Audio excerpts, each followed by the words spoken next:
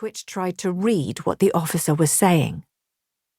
Jack could read lips because his older brother David was deaf. Jack had taught all his friends sign language, but Twitch had wanted to learn how to lip read too. It was a useful way of silently communicating when watching birds or mouthing a secret message at school. Focusing on the female officer's mouth, Twitch missed some words, but then clearly made out two. Egg thief.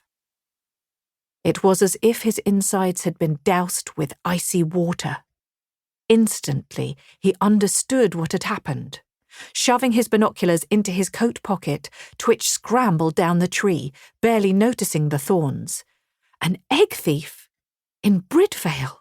This was disastrous for all birds. It was spring. Nesting season. He needed to get to Jack immediately. Landing clumsily, he staggered, then ran, hurtling down the hill. His long, brackish blonde fringe flew back from his face as the biting chill of the evening air caught at his throat.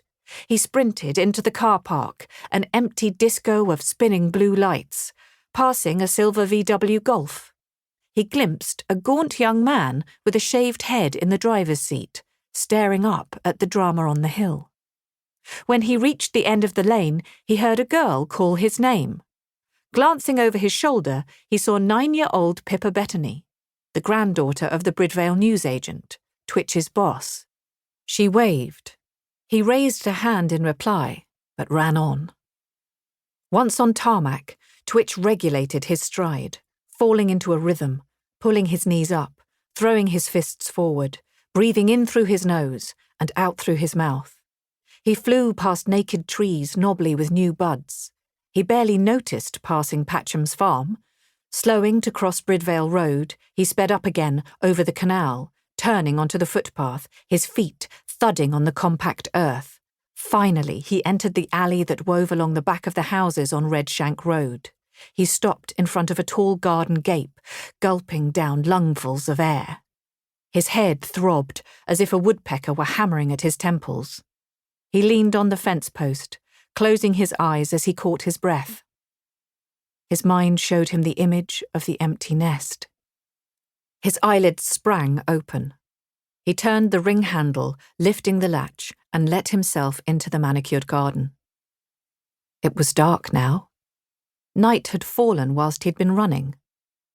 Through the glass doors at the back of the house, he could see Jack's mum and dad, sitting at their kitchen table.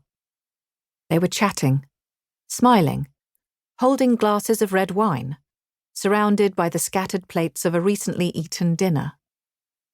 Twitch suddenly felt like he was intruding. He was about to sneak over to the side gate and go round to the front door when the bathroom light flickered on upstairs.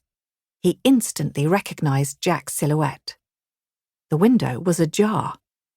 Taking out his phone and turning up the volume, Twitch stood beneath the window. He hit play on a track that he'd labelled Sparkbird, and his phone emitted the eerie cry of a nightjar. It was a high gurgling sound, like a singing chorus of strangled frogs. The nightjar was the bird that had sparked Twitch's passion for birdwatching. Jack knew this. The window opened wide. Jack's head popped out. "Twitch?" "Jack!" Twitch hissed, waving his hands. "Down here!" "What are you doing here?" Jack looked amazed to see him. "I thought we were meeting in the morning after your paper round." "Something terrible has happened." Twitch felt his chest clench, and he couldn't go on. In his race to get here, he hadn't let himself think about the falcons. Jack had been so excited to see their fluffy chicks hatch and fledge. "Climb up the trellis," Jack said, seeing Twitch was upset.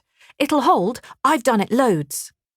Focusing on the footholds and handholds needed to scale the wall, Twitch climbed until he felt Jack's hands grabbing his shoulders and hauling him in through the bathroom window. The pair of them fell to the linoleum floor. Jack laughed as he sat up.